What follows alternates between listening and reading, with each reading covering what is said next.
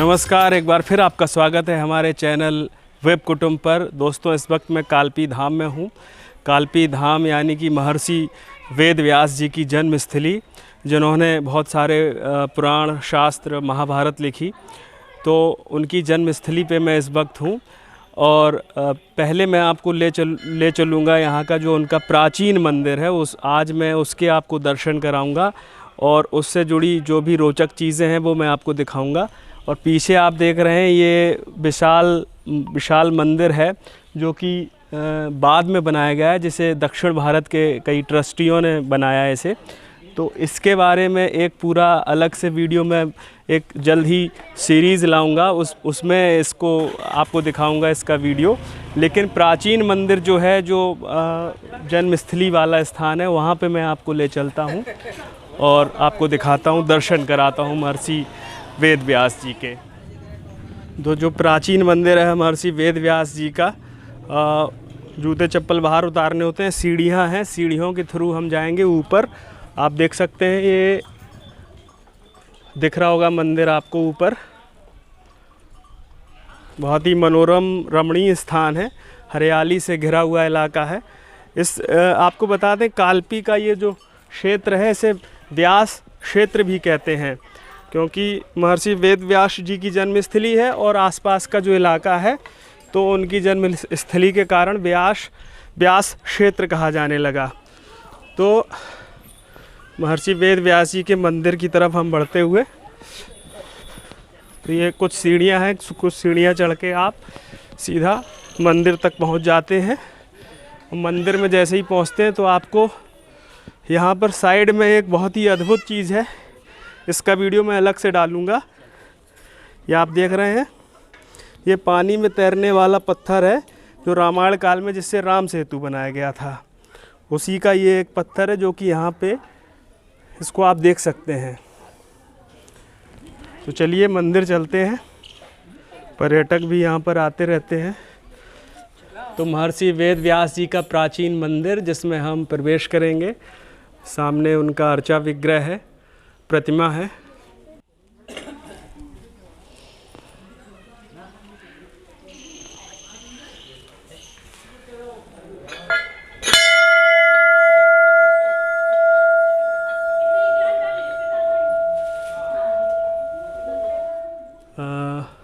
बहुत ही अद्भुत, ऐसा लगता है कि साक्षात जो है महर्षि वेद व्यास जी यहाँ पर बैठे दर्शन दे रहे हैं। आप देख सकते हैं, सफ़ेद संगमरमर से प्रतिमा बनाई गई है। जय हो महर्षि वेद व्यास जी की।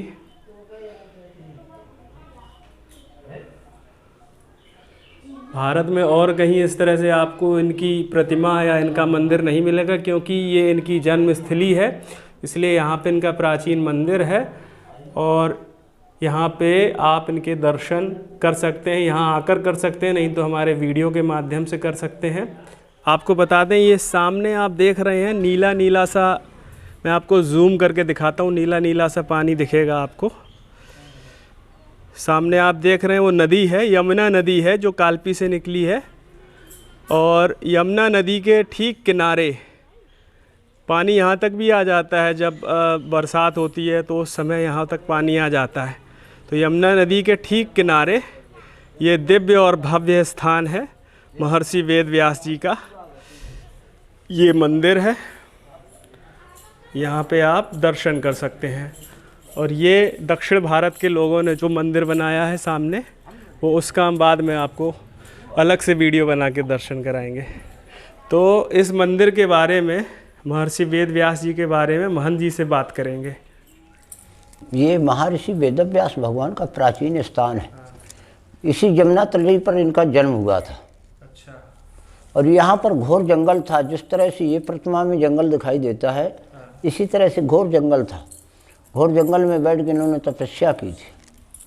तपस्या करने के बाद इन्होंने यहीं पर वेद शास्त्र पुराणों की रचना भी की है। इनके सहायक तो गणेश भगवान हैं, उनकी आज तक प्रतिमा नहीं हुई है।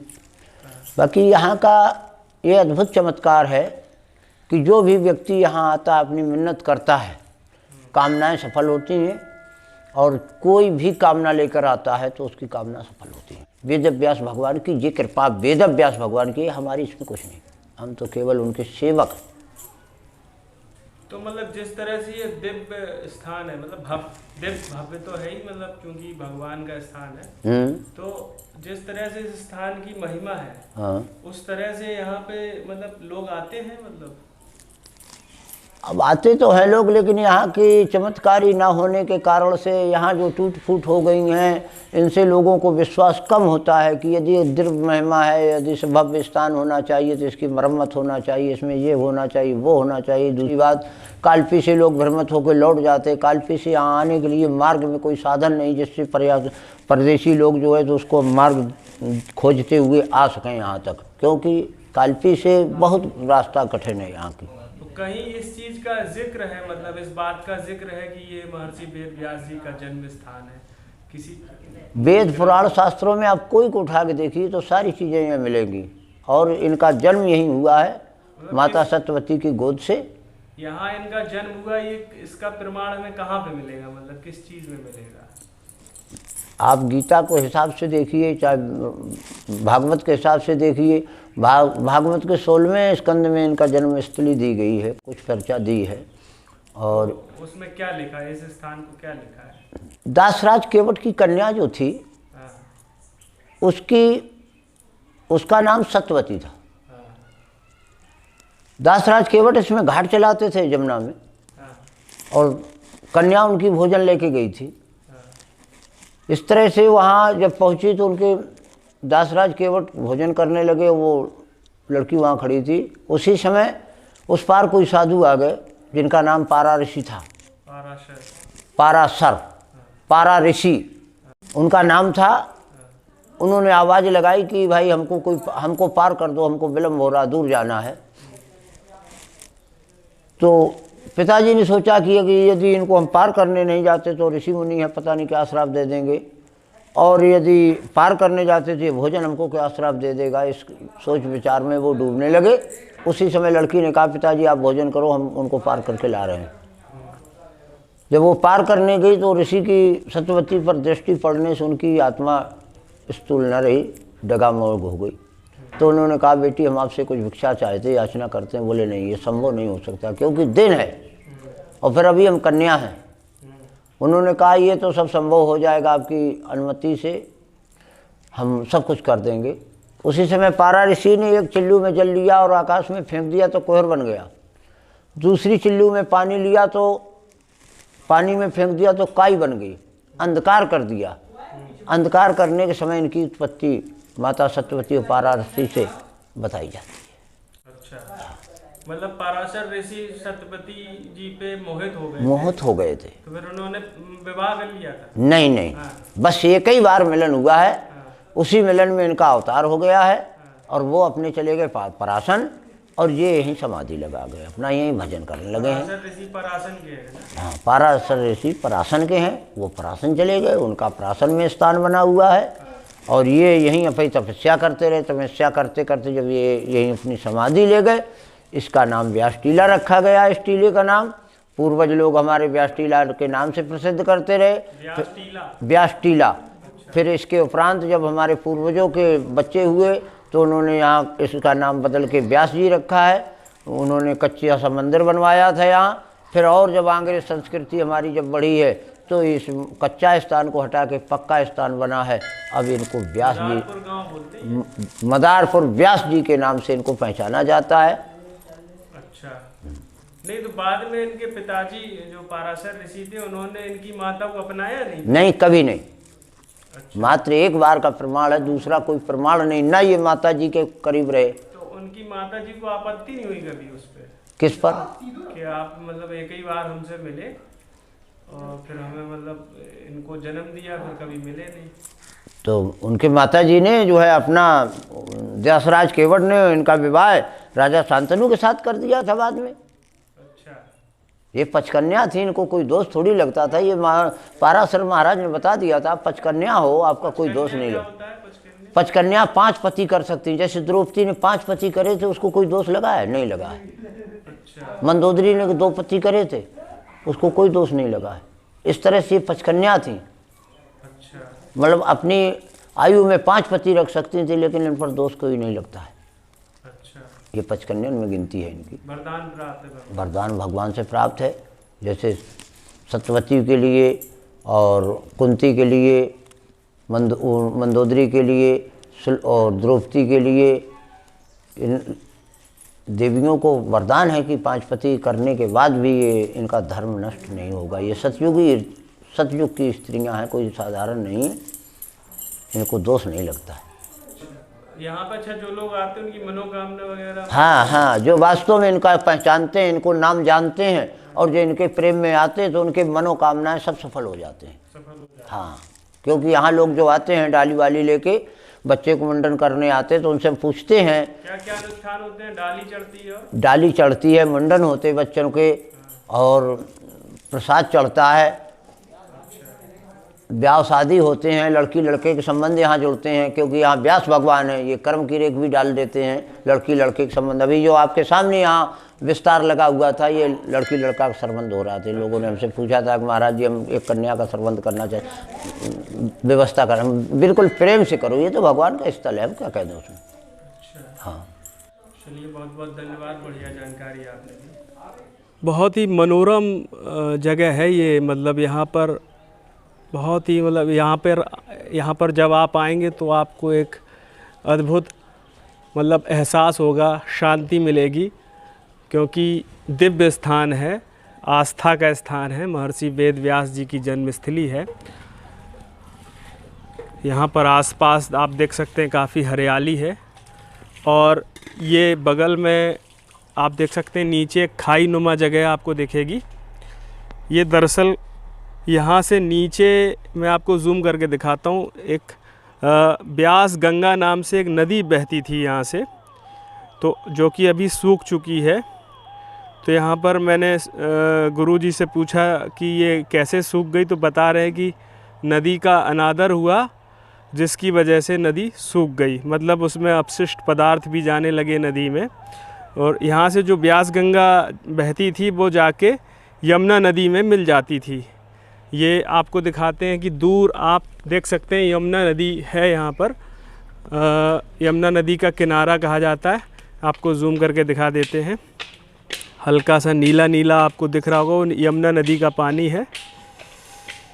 तो वहाँ पर यमुना नदी है, और यमुना नदी किनारे ये दिव्य स्थान महर्षि वेद व्यास जी का मंदिर, ये दक्षिण भारत के लोगों ने बनाया है, और ये प्राचीन मंदिर।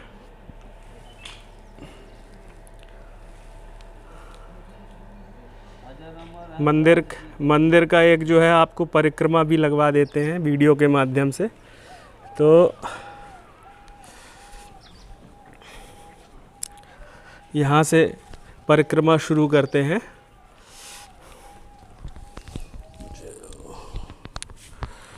जय महर्षि वेद व्यास जी की।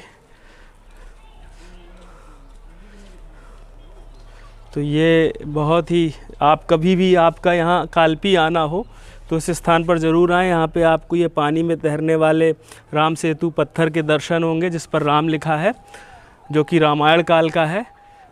और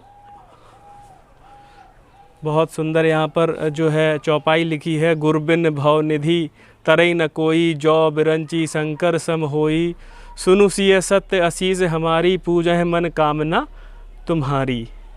तो रामायण, जब भी अखंड रामायण का आयोजन होता है तो इस तरह की चौपाइयाँ खूब कही सुनी जाती हैं, है ना। देवी पूजी पद कमल तुम्हारे, सुर नर मुनि सब हो ही सुखारे।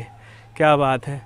तो ये मंदिर के पीछे का हिस्सा है, नीला आकाश बहुत ही अद्भुत सुंदर दिख रहा है मतलब। और इसके ठीक पीछे, इसका वीडियो मैंने अलग से बनाया है, आप मेरे चैनल पे ये वीडियो अलग से देख सकते हैं कि गणेश जी, जो कि ये महर्षि वेद व्यास जी का स्थान है, बताते हैं कि इनकी प्रतिमा का यहाँ पे, उनकी प्रतिमा यहाँ रखी गई, लेकिन गणेश जी जिन्होंने अपनी कलम से लिखे थे शास्त्र पुराण महाभारत, और महर्षि वेद व्यास जी ने उनको बोला था, ये लिख रहे थे, इनकी प्रतिमा नहीं रखी गई, तो गणेश जी पेड़ में प्रकट हो गए। मतलब ये नीम का पेड़ है और पेड़ में गणेश जी आप देख सकते हैं कि उनका मुख है, उनकी सूंड है, एक दंत उनको कहा जाता है, उनका एक दांत है और आँख भी है। मैं आपको जूम करके दिखा देता हूँ। और विस्तृत वीडियो में आप इस स्थान के बारे में देख सकते हैं, इस पेड़ के बारे में, और गणेश जी जो इसमें प्रकट हुए हैं इनके बारे में आप महंत जी से सुन सकते हैं, उसमें काफ़ी जानकारी है। नीचे व्यास गंगा के स्थान है, तो हम परिक्रमा कर रहे हैं। तो विनय प्रेम बस भई भवानी, खसी माल मूरति मुस्कानी। तो एक और यहाँ पर चौपाई परिक्रमा में हमें मिली। कर्म प्रधान विश्व रचि राखा, जो जस करहि सो तस फल चाखा। सकल पदारथ हैं जग माही, कर्महीन नर पावत नाही। तो ये जो है परिक्रमा मंदिर की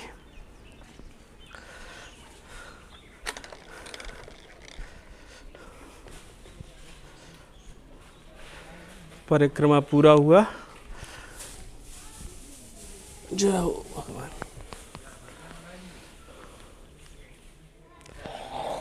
तो महर्षि वेद व्यास जी का हमने आशीर्वाद लिया। आप लोगों ने भी वीडियो के माध्यम से दर्शन किया। आपको कैसा लगा? आपकी कोई राय या प्रतिक्रिया है तो कमेंट सेक्शन में लिखें। वीडियो को लाइक करें, खूब शेयर करें, और अगर अभी तक आपने हमारे चैनल को सब्सक्राइब नहीं किया है तो सब्सक्राइब ज़रूर कर लें। महर्षि वेद व्यास जी की असीम कृपा मुझ पर और आप सभी पर बनी रहे। वीडियो देखने के लिए बहुत बहुत धन्यवाद।